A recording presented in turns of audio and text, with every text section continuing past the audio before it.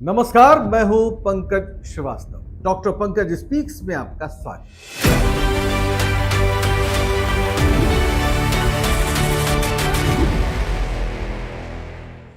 ये तो आपको अब तक पता चल ही गया होगा कि आपकी हर समस्या का कारण नेहरू जी।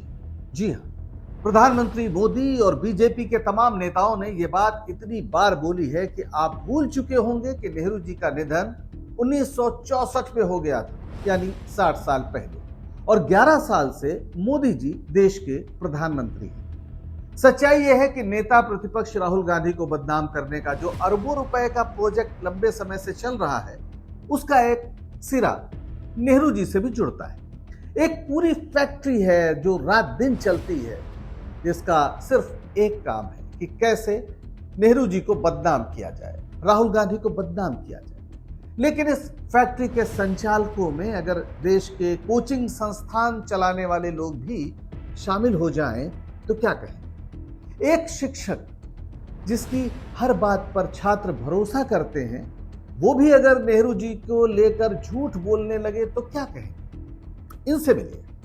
यह है विकास दिव्यकीर्ति। विकास दिव्यकीर्ति यूपीएससी कोचिंग के क्षेत्र में एक चर्चित नाम है। वे दिल्ली में दृष्टि IAS नामक कोचिंग संस्थान के संस्थापक और निदेशक हैं। ये कोचिंग सेंटर या संस्थान सिविल सेवा परीक्षा की तैयारियां कराता है और इसकी काफी प्रतिष्ठा है। खासतौर पर विकास दिव्यकीर्ति के जो वीडियोस हैं, जो उनका यूट्यूब चैनल है और जो उनके तमाम लेक्चर हैं, जिनके जरिए इतिहास, राजनीति और समसामयिक मुद्दों पर सरल और तथ्यपरक जानकारी लेने का प्रयास छात्र करते हैं, और वे नहीं जानते कि इसमें कई बार बड़ी महीन किस्म की कलाकारी होती है। विकास दिव्यकीर्ति काफी शालीन लगते हैं, मुस्कुरा के बोलते हैं, सहज हैं, सुंदर हैं, लेकिन उनका एक वीडियो नेहरू जी के बारे में सरासर झूठ बोल रहा है।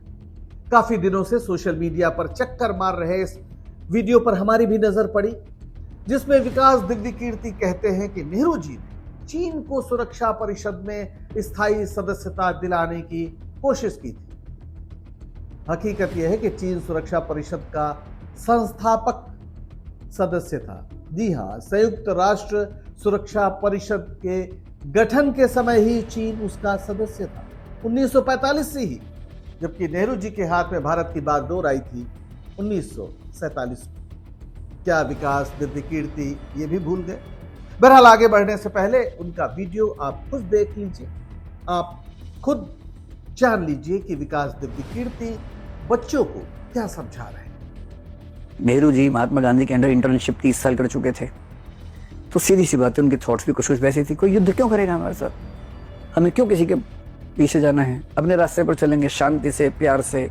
पंचशील का जो सिद्धांत दिया उन्होंने, हम दुनिया का सम्मान करेंगे, इंटरनल मामलों में इंटरवीन नहीं करेंगे किसी के। तो उनके मन में था कि मैं अच्छा हूं तो दुनिया भी अच्छी है, और इस भाव से उन्होंने कहा कि चाइना क्योंकि लेफ्ट वाला है और अच्छा देश है, हम चाइना को सपोर्ट करेंगे, और चाइना को यूनाइटेड नेशंस में सिक्योरिटी काउंसिल में लाने के लिए नेहरू जी ने कोशिश भी की। अच्छे भाव से की, ऐसा नहीं कि गलत कर रहे थे, उनका भाव अच्छा था। सुना आपने, यह है विकास दिव्यकीर्ति, जिनके पास बच्चे, छात्र ज्ञान लेने जाते हैं, उन पर भरोसा करते हैं, बदले में काफी तगड़ी फीस भी देते होंगे। हालांकि हमें उसकी जानकारी नहीं है, पर देते ही होंगे। पर उन्हें अगर झूठ या मनगढ़ंत बातें बताई जाएं तो ये उनके साथ भी धोखा है।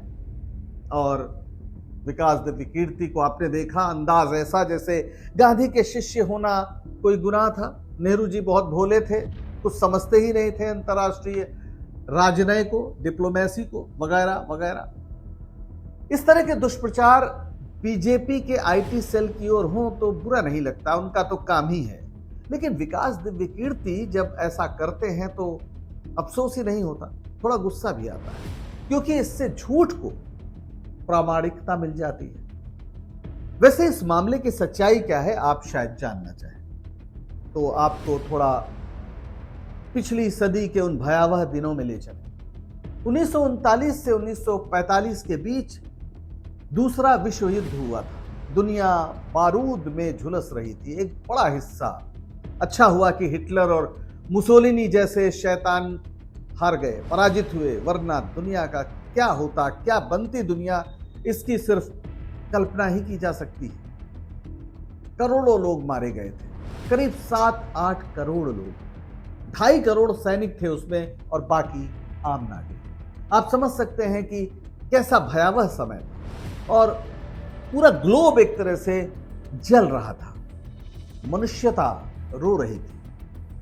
युद्ध खत्म हुआ तो एटम बम गिरा हिरोशिमा और नागासाकी पर। देखते देखते लाखों लोग भाप बनकर उड़ गए।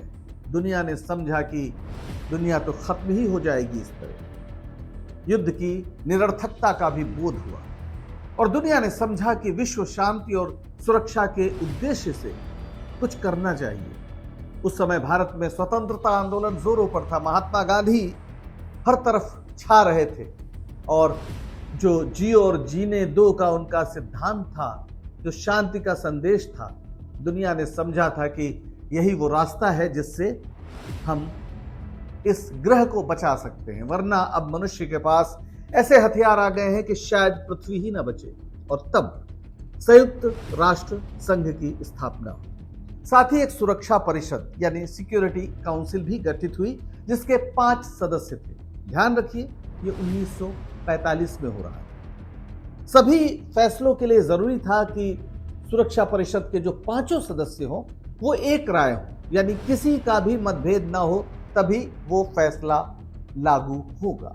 सबके पास वीटो का अधिकार था, यानी अगर आपको पसंद नहीं है तो वीटो लगा दीजिए, यानी असहमति दर्ज कर दीजिए, तो फिर वो फैसला नहीं होगा। आप पूछेंगे कि कौन कौन सदस्य थे इसमें?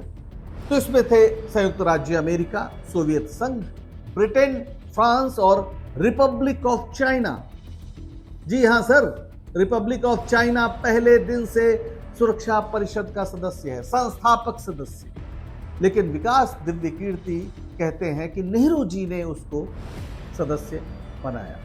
कैसे कहते हैं वो? क्या सचमुच उन्हें नहीं पता या फिर वो किसी बड़े खेल में शामिल हैं? हमें नहीं पता, लेकिन ये गलती वो कर रहे हैं। उनका वीडियो साफ साफ इस बात को कह रहा है।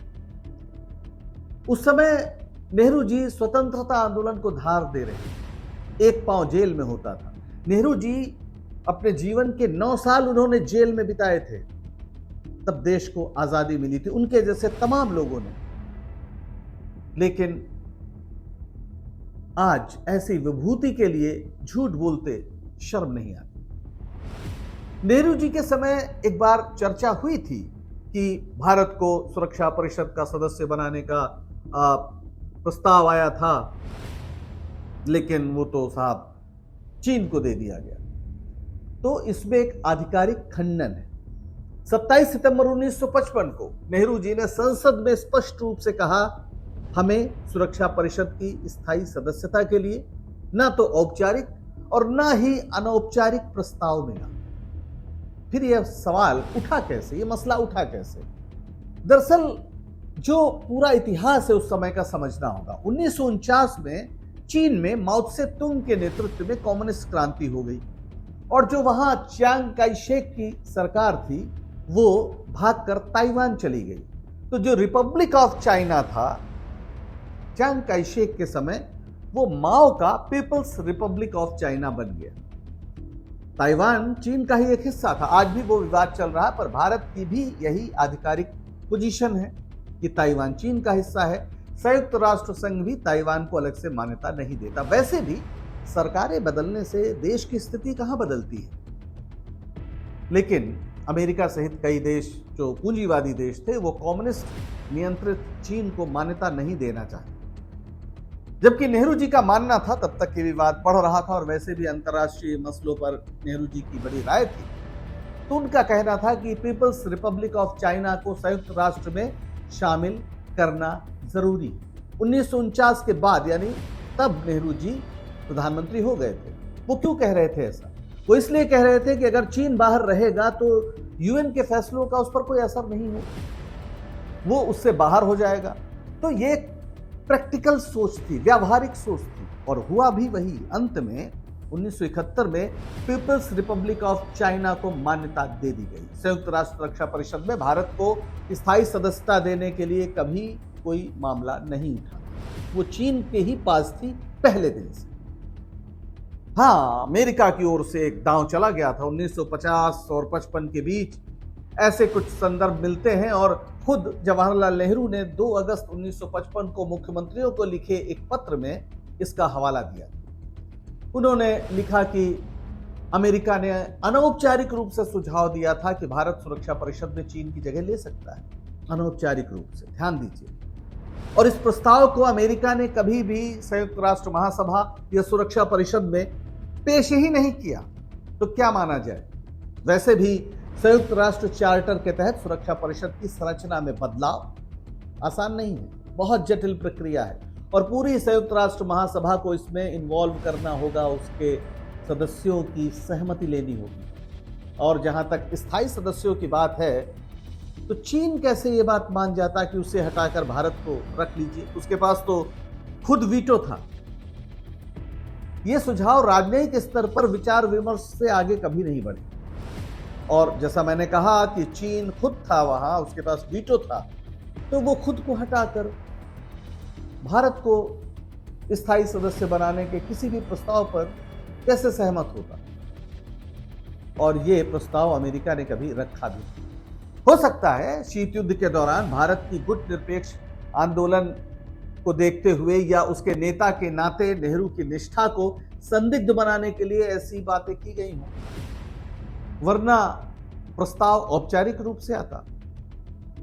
दोस्तों, इतिहास को तोड़ मरोड़ कर झूठ फैलाना बहुत आसान है, लेकिन सच्चाई जानना मुश्किल हो तो भी एक जरूरी काम है। पंडित नेहरू ने भारत के लिए जो किया उसे भुलाया नहीं जा सकता। ब्रिटेन के प्रधानमंत्री विंस्टन चर्चिल का कहना था कि भारत इतनी विविधताओं का देश है कि यह राष्ट्र बन ही नहीं सकता, टूट जाएगा। लेकिन पंडित नेहरू के नेतृत्व में और महात्मा गांधी ने जिस तरह से भारतीय स्वतंत्रता आंदोलन को शक्ल दी थी, इस सब ने चर्चिल को गलत साबित किया। पंडित नेहरू के नेतृत्व में एक ऐसे आधुनिक भारत की नींव पड़ी जो 75 साल बाद भी अपनी जगह से हिला नहीं है। तो समस्याएं आती हैं, लेकिन भारत एक विचार के रूप में आज भी सर उठाए खड़ा है। तो पहले प्रधानमंत्री को बदनाम करने की साजिश जो भी करे वो इस देश का हितैषी तो नहीं हो सकता।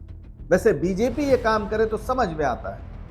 उसके पुरखों ने, आरएसएस ने, सावरकर ने स्वतंत्रता आंदोलन में हिस्सा ही नहीं लिया, इसलिए वो पंडित नेहरू हो या स्वतंत्रता आंदोलन हो, उसको बदनाम करने में जुटे रहते हैं। महात्मा गांधी को तो गोली ही मार दी गई थी और नाथूराम गोडसे आरएसएस की शाखाओं से निकला था, ये बात छिपी हुई नहीं है।